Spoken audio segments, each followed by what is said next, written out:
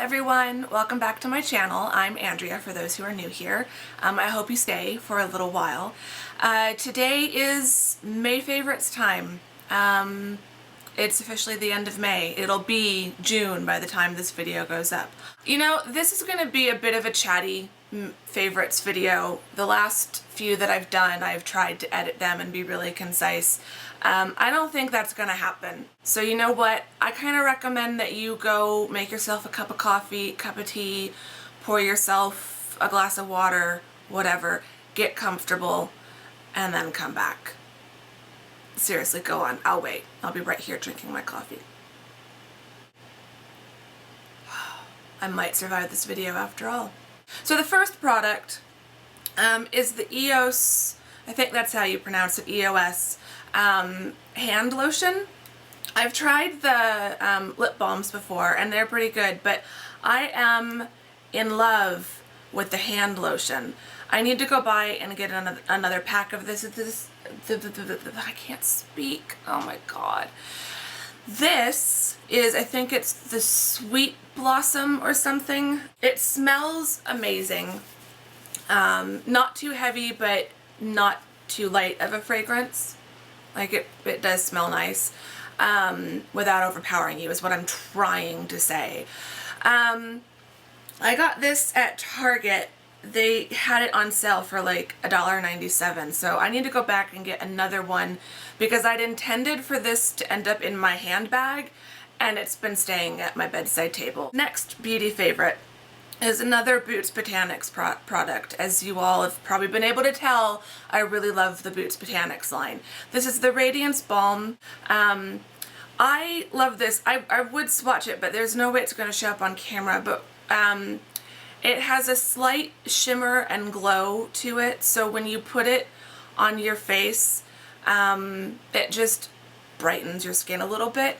I don't do this on the days that I'm wearing foundation like I'm wearing now for filming, but on days when I just want kind of really light coverage, this doesn't have any coverage, but this brightens the skin, and then I can use like a light dusting of my Jane Iredale powder foundation to give me a little bit of coverage, but the brightness and the glowiness will still kind of shine through. So I love this for days when I want my skin to look good without putting a lot of foundation and powder and concealer and stuff on it. So love this. One thing that I've added to my skincare routine is another product by Eminence, and this is the Red Currant Protective Moisturizer with Broad Spectrum SPF 30 Sunscreen. So the moisturizer that I featured in my monthly favorites, I still use that, but that I use at night and sometimes in the day, but during the day if I know I'm going to be out in the harsh, super bright, killer Arizona sun, I'll put this on. Well, first of all, it smells amazing. I wish we could just smell a vision. So it smells amazing, and it feels amazing. It feels like a moisturizer. It doesn't feel like a sunscreen, and I feel like that is so hard to do, but I love it. So I've added that into my skincare routine. Next beauty favorite is also a Botanics product, and this is the Radiance Highlighter Pen. And this is in shade Fair. They do have a darker shade that's more of like a salmon-y color, which I'm tempted to go back and buy because I feel like it might be good for color correcting under my eyes. But this I use as a highlighter pen. So I put it on my forehead, down the center of my nose, Cupid's bow, a little bit on my chin, and then in kind of a triangle with brush strokes feathering out over my cheeks to illuminate the under eye area. It's got a brush, so it's similar to all the other highlighter pens on the market, but I want to say this was like under $10. I bought this at the beginning of the month and I've been using it obsessively all month, so it's definitely cheaper than like Touche Eclat. So if you've been wanting to try something, and it's also paraben free and free of all this other synthetic stuff, it is a thicker, creamier formulation. It's not super light and runny. It's not towards the liquid side. It's definitely more towards a solid concealer side, which I like. So, but that is something to consider. But for highlighting, like I don't want it to go anywhere. Love this. I'm wearing it right now, but yeah, love this. Last beauty favorite are a bunch of new brushes that I got, and I've got them all in this little container. They come with their own travel bag, which I like, but obviously I'm not going to keep them like that. So I've been keeping them in this little cup. And it was, I want to say $9, $8.99 for 8 brushes. So just a little over $1 a brush, which I think is really good. Like that's as much as an e.l.f. brush at Target. So, but these are amazing and incredible quality. They're not super clean because obviously I was just using them today to put my makeup on for filming. But you've got a flat top like foundation brush. You've got a rounded top powder brush that I use for blush. There's a slanted one that's kind of good for contouring. For contouring and bronzer, I use these two. I'm not a total makeup expert, so I use brushes probably for parts of my face that I'm not supposed to. And then you've got the smaller ones that are great for concealing and doing specific work elsewhere around the face. They're all supposed to be face brushes, not like eye brushes, but I love them. They're beautiful. They're black with rose gold detailing. They're by a brand called Bestope or Bestope. I'm not sure how you pronounce it. But I got these off Amazon for $9, and they're really good. I see beauty YouTubers talking about like the Zoeva brushes and Morphe brushes and MAC and Sigma and all those fancy stuff. I haven't tried any of those. I know some of those are more expensive than others, but I feel like Amazon, you can get some really good quality dupes and really high quality brushes for not that much money. So loving these. I will try to remember to put the link to these in the description bar below, or the description box below, so you can check them out. But these are amazing and have been so much fun to play with, and they're so soft and they feel so good on the skin, and I need to clean them after today. This is where I feel like May has been a good month because I actually have some lifestyle things to talk about, which means I actually had a life this month. That sounds horrible, but I'm sorry. So one thing is something that I actually found or was told about in April, but throughout May I've become completely obsessed and addicted.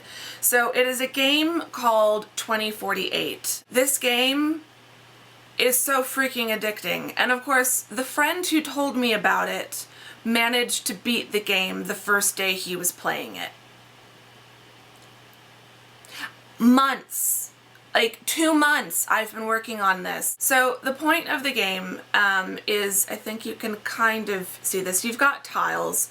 So you start off with 2 number 2 tiles, and then you just move them around, and every time you move a tile another one pops up.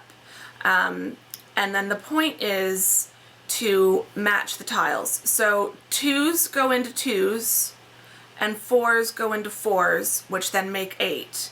So every time you add add a tile, it doubles the number of the tile. Hopefully you're seeing this, because I'm just obsessed with the fact that I can see it in the reflection of my camera lens. So you kind of get the point. So you keep moving it around and keep doubling the tiles.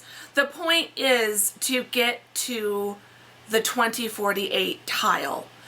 I have gotten to the 1024 tile, so I just need 2 of those one day, and then I can join those and I will win the game. So I feel like there probably is a trick to this. Like someone who's probably really good with logic and puzzles, someone who's always been really good at Rubik's Cubes would probably beat this pretty quick. I have a feeling that's my friend, like he's just some kind of puzzle genius. I am not a puzzle genius, So it's been taking me a while, but it's a lot of fun. It's simple, it's mindless, it's something I can do in the evening while I'm watching YouTube videos or watching other TV shows or something. Second favorite is a book. Oh my god, I read a book that wasn't for school. It's amazing. So this is Lady Almina and the Real Downton Abbey. And there is a second book to this. So this book is about the 5th Countess of Carnarvon, and then the same author, who is the current Countess of Carnarvon, Lady Fiona Carnarvon, she then wrote a second book, a follow-up, about the 6th Countess. So it's the lost legacy of Highclere Castle. So this is about the real family that lives in the estate, the house that Downton Abbey films in. It's got archival pictures from the house's archives, which is really cool. The story is fascinating. If you haven't watched Downton Abbey, it's still a great historical read. It's very fact-based. They use a lot of research from the estate. But if you have watched Downton Abbey, it's great to go along with it, because I get the feeling, and I haven't looked this up, but I get the feeling that Julian Fellowes did some research on this family, because there's a lot of similarities. A lot of similarities. So I almost couldn't help but kind of project the cast from Downton Abbey onto the cast, the people mentioned in this book. So really fun. Okay, next favorite. I need to take a sip before we talk about this. Calm myself down. Try not to total fangirl. The Night Manager, starring Tom Hiddleston, Hugh, Laurie, and Olivia Colman. Oh my god. Give me a minute. Tom Hiddleston is amazing, and I'm the first to admit I'm a total Hiddles fangirl. I get really ridiculous about him. He's just brilliant, and he is brilliant in this, and Hugh Laurie is amazing, and Olivia Colman, if I'm being totally honest and objective, she's probably the best part. Like, love Tom Hiddleston, but Olivia Colman is brilliant in The Night Manager. So if you haven't looked it up, I'm not going to waste a ton of time with descriptions and describing the plot, but it's a spy action thriller. It's very similar to James Bond. It's filmed beautifully. I mean, everything about the production of it is amazing and high quality and feels more like a film than a TV miniseries. It's amazing. Just watch it. Next favorite is actually kind of two. So I finally watched Ant-Man. I'm a huge Marvel film fan geek. I don't read the comic books, but I do love the films. And so I had heard something that Ant-Man was going to be in Captain America Civil War. So I thought, oh, well, I should probably watch Ant-Man. It's hilarious. If you are like I was and thought, oh, that looks a bit ridiculous. No, it's hilarious. It's super funny. It's really good. Definitely watch it. And then go watch Captain America Civil War, because, oh my goodness, Civil War, it's next to the Avengers, it's probably one of my favorite Marvel films. It's got a lot of that cast of the Avengers films, but it's a Captain America film, and it's just, oh, it's just amazing. It was so much fun and such a blast to watch, and yeah, I loved it. One last favorite. I'm gonna take another sip of my coffee. You know, I'm still only a couple months into the whole YouTube thing, and I've been getting to know and discover a lot of new YouTube channels, and I've been following a lot more smaller YouTubers and have been really interested in a lot of what I'm seeing. And so I wanted to mention one channel and one specific video in particular, and I think I might start doing this like a YouTube favorite each month, because there's someone that I have been following since before I started my channel, and her name is Shelly Coco, and I'm going to link her channel. I'm going to link her channel below, and I'm also going to try to remember to link this specific video. So she recently did a video called #StayWoke, and I'm not sure now if that's the official title of the video. I'll put an annotation below what the official title is.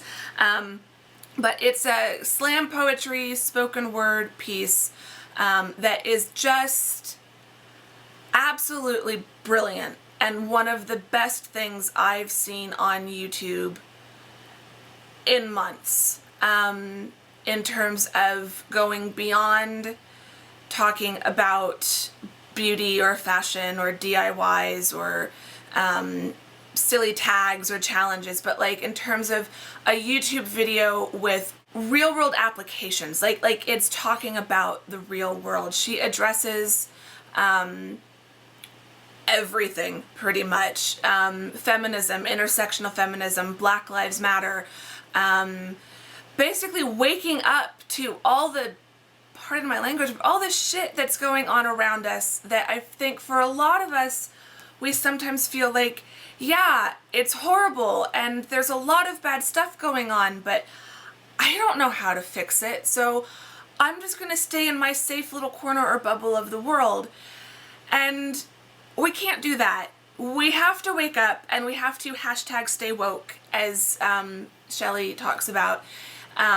I would try to quote a favorite line in the piece. I rewatched it again right before filming this, and Shelley, if you watch this, I can't quote a favorite line because it's all brilliant and you did an excellent, amazing job, and it needs more views. It's one of those things that, you know, you can never predict when something will go viral, but this is the kind of video that I wish would go viral. It's so important, and as an intersectional feminist myself, as someone who studies feminism, as someone who has a lot of friends who are doing critical race theory, as someone in academia who knows other scholars who are talking about pretty much everything Shelley brings up in her piece, you nailed it.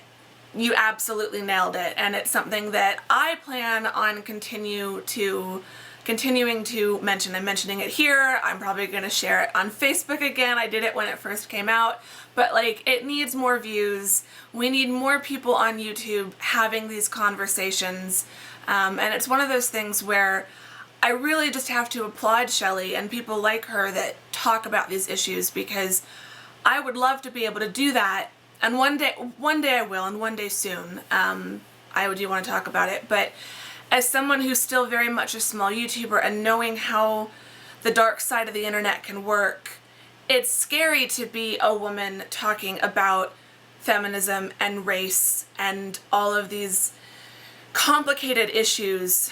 Huge props to Shelley for tackling the issue and doing it in such a brilliant and beautiful and amazing way.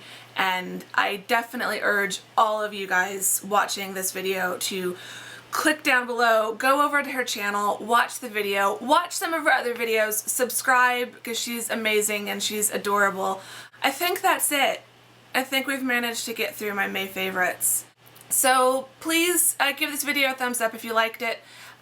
Subscribe if you're new. If you want to share your May favorites, or if you're going to be putting up a May favorites video soon, or you have put one up, put it in the comments below so that I know to go check it out on your channel. And I will see you all next week with another video. So thank you all for watching. Bye-bye.